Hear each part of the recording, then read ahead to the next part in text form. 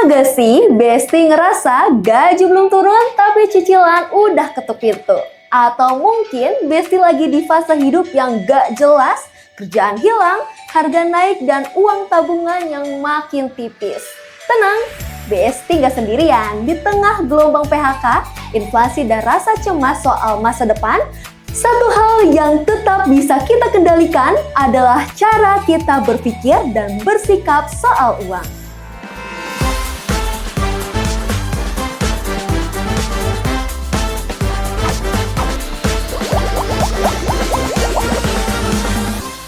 Hai, selamat datang di Biris, Food Stories. Kembali lagi dengan aku, Vanessa, dan di episode kali ini kita akan membahas tema Floating Forward, finansial bijak di era ketidakpastian. Topik yang sangat relevan di tengah banyaknya PHK dan juga perubahan ekonomi saat ini. Untuk membahasnya, kita kedatangan narasumber spesial nih, yakni seorang Certified Financial Planner yang ahli dalam membantu orang mengelola keuangan secara cerdas dan juga realistis. Dan langsung saja kita sambut yakni Kak Stasia Bernadette. Halo Kak. Halo Kak. Halo. Apa kabar nih Kak? Kembali kayak atau aku yang nanya ya? Baik, Kakak sendiri apa kabar? Baik. Sekarang sibuk apa aja nih Kak? Nah, saya kan tergabung di Rekadana. Rekadana itu adalah sebuah perusahaan konsultan keuangan yang menangani banyak klien nih.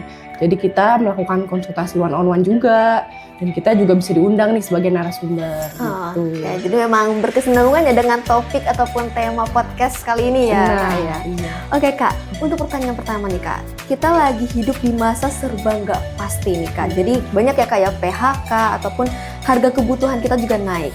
Dari kacamata Kakak sebagai financial planner, apa sih Kak yang paling penting dilakukan pertama kali saat menghadapi situasi seperti ini? Nah, pertanyaan Kak Vanessa ini bagus banget. Karena kebanyakan orang di saat ada perubahan, di saat situasi tidak menentu ini, mereka biasanya panik gitu ya. Jadi melakukan keputusan-keputusan yang tidak matang gitu. Nah, padahal di saat perubahan ini kita perlu pause dulu, kita perlu berhenti sejenak. Nah, yang pertama dilakukan dari segi financial planning itu kita perlu mengecek kondisi keuangan kita. Oke. Nah, kalau di financial planning itu namanya financial check up. Oke. Jadi kita melakukan pencatatan tuh semua aset kita berapa, utang kita ada berapa, terus ada penghasilan dan pengeluaran kita itu secara rinci kita catat gitu. Dan kemudian langkah kedua kita harus siapkan dana darurat. Oke. Nah, dana darurat ini besarnya beda-beda. Kalau untuk yang single biasanya minimal itu 3 kali pengeluaran bulanan. Kalau untuk yang sudah menikah atau yang sudah berkeluarga itu lebih banyak lagi, minimal 6-12 kali pengeluaran bulanan. Oke, ada contoh-contohnya kan misalnya pengeluarannya berapa, yang harus kita tabung, dana daruratnya berapa, kayak gitu kan? Oh, jadi misalnya kalau untuk yang single pengeluaran per bulannya mungkin 5 juta per bulan gitu ya. Nah, berarti yang harus disiapkan itu 5 kali 3 gitu. 5 juta kali 3 berarti 15 juta. Gitu. Jadi itu dana yang seharusnya disimpan, dana daruratnya seperti itu ya. Nah, langkah ketiga, kita kan sudah merinci tuh tadi pengeluaran dan penghasilan kita. Nah, dari pengeluaran itu pasti ada kan pengeluaran yang sifatnya gaya hidup ya, yang konsumtif. Nah, itu bisa kita kurang-kurangin gitu. Dan yang keempat, yang paling banyak dilupakan juga itu yang terpenting adalah asuransi. Minimal BPJS kita harus siapkan. Oke, tadi berarti ada 4 ya Kak ya. Oke, dan 4 hal itu yang memang seharusnya harus dipersiapkan juga ya. Hal-hal yang penting harus kita ingat juga ya. Oke Kak. Nah Kak, banyak juga nih Kak orang sekarang ataupun masyarakat sekarang ini merasa kehilangan kontrol atas penghasilan mereka. Gimana cara tetap punya rasa aman secara finansial meski income-nya tuh nggak pasti nih Kak? Gimana nih Kak? Nah, itu balik lagi ya, sebenarnya perlu diingat. Kalau rasa aman kita itu sebenarnya bukan dari penghasilan kita, bukan dari seberapa besar penghasilan kita ya, tapi rasa aman itu dari seberapa siap kita menghadapi keadaan darurat, seberapa stabil arus kas kita, dan seberapa baik kita mengelola keuangan kita, seperti itu. Nah, jadi kalau dari segi arus kas, jadi kita harus stabil, pengeluaran dan penghasilan kita itu paling nggak seimbang atau bahkan penghasilan kita harus lebih besar ya. Kalau minus kan berarti nggak seimbang ya Pak ya, nggak stabil gitu. Terus yang kedua tadi kan seberapa siap kita menghadapi kondisi darurat. kondisi darurat kayak apa sih Mbak biasanya? Biasanya kalau misalnya ada keluarga yang sakit atau apa, itu kan darurat yang nggak bisa kita pungkiri juga itu. Bener, dan datangnya nggak tiba-tiba gitu Iya. kan. Nah itu jadi kita harus persiapkan. Yang pertama dana darurat itu sendiri, sama yang kedua asuransi pastinya. Karena sakit tuh mahal sekarang ya. Iya. Kita yang sakit, kita yang harus mempersiapkan juga. Benar. Dan yang ketiga tadi kan seberapa baik kita mengelola keuangan kita. Nah tadi udah aman tuh, kita punya arus kasnya stabil. Terus kita udah punya safety net-nya tadi tuh yang dana darurat dan asuransi. Nah kemudian kita bisa lanjutkan ke investasi. Nah, kita buat nih tujuan keuangan kita. Nah misalnya kayak saya sudah berkeluarga ya, sudah punya anak, berarti saya siapkan untuk dana pendidikan anak nih gitu. Jadi kalau ibaratnya Mbak lagi jalan pakai mobil gitu, kalau tidak tahu tujuan kan kita akan kemana-mana ya. Benar. Gitu. Jadi kebanyak godaan lah. Gitu. Jadi kita harus membatasi diri kita ya untuk Iya. pengeluaran seperti apa, Benar. dan juga apa yang kita simpan tuh apa-apa aja untuk hal seperti apa juga harus kita persiapkan matang kayak gitu ya Kak. Oke Kak, kalau misalnya nih Kak, kalau lagi nggak punya pemasukan tetap nih Kak, ada nggak sih Kak strategi untuk mengelola cash flow yang realistis tapi tetap bikin napas kita tuh panjang secara keuangan gitu. Jadi kita tetap kita harus tahu gitu gimana Kalau keuangan penghasilan tidak tetap ya.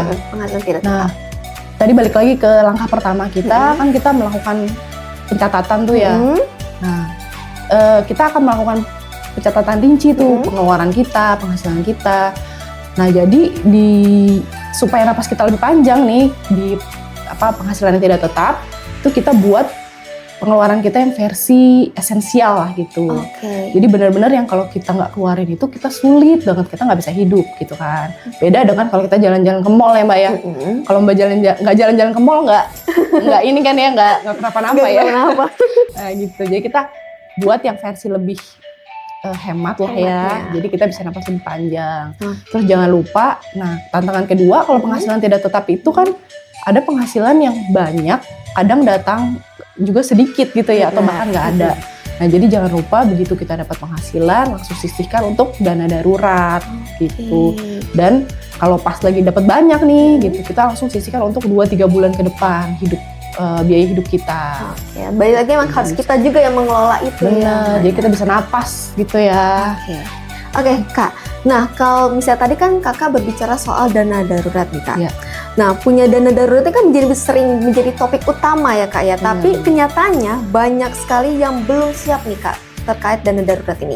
Apa sih Kak yang menjadi pendekatan yang bisa kita lakukan untuk memulai membangun dana darurat di tengah-tengah tekanan ekonomi ini? Nah kebanyakan orang mungkin berpikir dana darurat itu suatu kewajiban yang berat gitu ya mungkin. Jadi makanya nggak mulai-mulai gitu kali ya. Nah padahal kita bisa mulai kecil dulu dan yang penting mulai dari sekarang gitu. Sebenarnya nggak ada yang nggak mungkin sih Mbak. Jadi mungkin kita bisa ubah metodenya juga. Mungkin yang kayak tadi kan agak berat ya. Misalnya Mbak dengar harus kumpulin 3 bulan 3 bulan pengeluaran atau 6 bulan pengeluaran kan berat ya. Jadi mungkin kita start dari ya 1 minggu dulu deh, pengeluaran 1 minggu dulu, ya 2 minggu gitu kan, nanti lama-lama naik.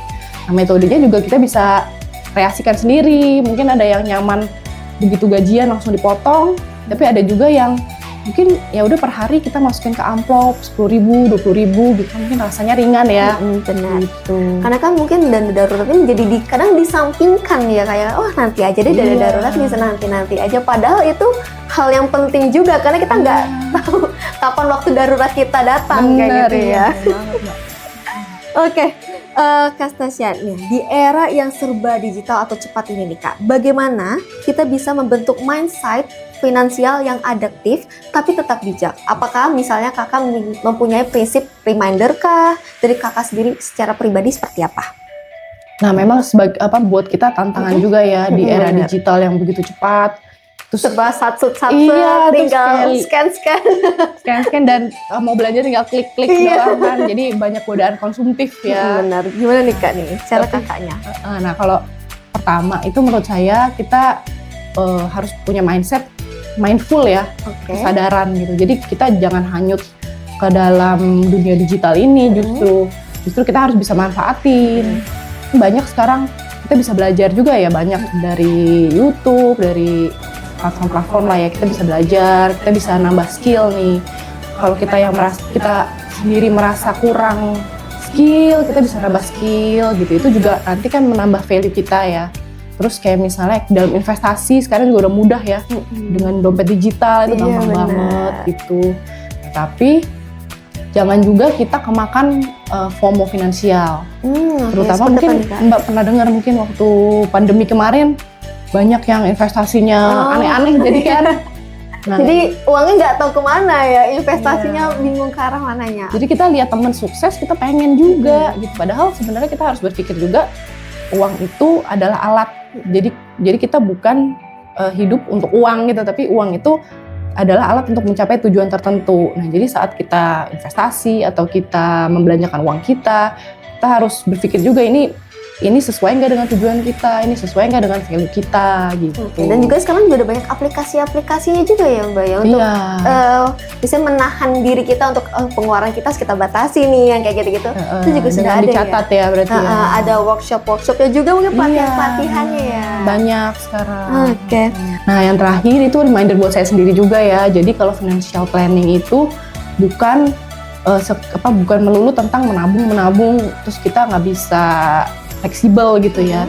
Nah, financial planning itu juga kita bisa bersenang-senang loh, kita bisa happy-happy loh, kita bisa bikin budget loh untuk kita playing gitu. Jadi selama kebutuhan utama kita terpenuhi, selama tujuan-tujuan keuangan tadi itu sudah mulai terisi, kita bisa loh bermain-main juga gitu. Oke. Karena kalau misalnya masalah uang tabungan gitu juga, kadang kita kalau misalnya menjadi penyemangat itu nabung untuk jalan-jalan. Bener, iya. Nabung untuk jalan-jalan itu pasti lebih semangat. Bener. Untuk refreshing dan sebagainya kayak gitu. Oke Kak, tadi kan Kakak juga sudah menyampaikan nih Kak terkait informasi di awal. Mungkin di sini ada Besti Bulog yang ingin langsung berkonsultasi dengan Kakak, bisa tahu informasi lebih lanjutnya di mana Kak? Oke, nah Besti-Besti semua nih kalau yang mau konsultasi atau mengundang kita nih dari Rekadana itu bisa mengunjungi Instagram kita di @rekadana.consulting atau di Instagram saya di @stasya_bernadette gitu. Itu banyak info-info seputar keuangan di situ bisa dilihat. Oke. Biar nanti kita bisa mengatasi ya permasalahan-permasalahan ini yang ada di Indonesia saat ini, itu Kak jadi permasalahan pertamanya. Nah, oke, tadi kita sudah ngobrol bersama Kak Stasya, sudah banyak banget insight keren soal keuangan nih. Sekarang aku mau ngasih informasi juga nih Kak terkait seperti yang kita ketahui bahwasanya RPK ini merupakan suatu kemitraan berbentuk warung ataupun para Besti Bulog yang nantinya ingin membuat ataupun mengelola sebuah warung yang bisa menjadi cuan juga nih, bisa menjadi dana tambahan juga. Nah, untuk Besti Bulog yang ingin mencari peluang ataupun ingin memulai bisnisnya dari rumah, bisa banget nih untuk membuka kemitraan, yakni kemitraan rumah pangan kita yang dikelola langsung oleh Perum Bulog kayak gitu. Mungkin Kak Stasya mau membuat ataupun membuka RPK juga? Boleh, nanti aku cek-cek ya. Boleh, nanti sekali. ada Instagram kita di rpk_bulog. Jadi boleh Besti Bulog juga menginginkan informasi lebih lanjut seputar RPK, boleh dicek Instagramnya. Jadi nantinya Besti Bulog ataupun Kak Stasya yang ingin membuka RPK bisa langsung dicek di Play Store. Ada aplikasi yang bernama My RPK, di mana aplikasi tersebut merupakan aplikasi gratis yang mempermudah Besti Bulog ataupun Kak Stasya untuk mendaftar menjadi kemitraan RPK. Jadi langsung bisa nih Kak bisnis mandiri, dapat cuan juga, bisa langsung nabung kan? Oh iya, bisa nabung sekali. Iya, langsung penghasilan juga bertambah kayak gitu. Oke.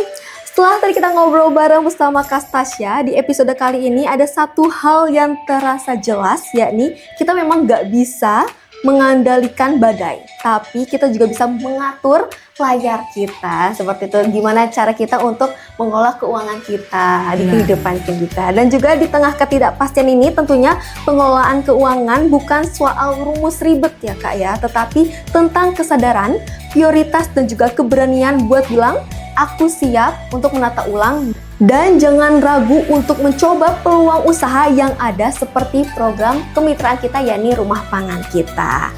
Terima kasih yang telah menonton BeFood Stories atau Biris episode kali ini. Jangan lupa untuk like, komen dan juga subscribe akun Bulog Bisnis dan juga stay tune di episode Biris berikutnya. Oh iya, sekarang Biris juga sudah ada loh di Spotify, jadi jangan lupa didengarkan ya. Bagi kalian yang tertarik untuk bergabung menjadi BeFood Community, silakan cek di bio Instagram kita ya di @bulog.bfood dan juga @bulogbisnis. Stay steady, stay soft, and always keeping fooding forward and see you!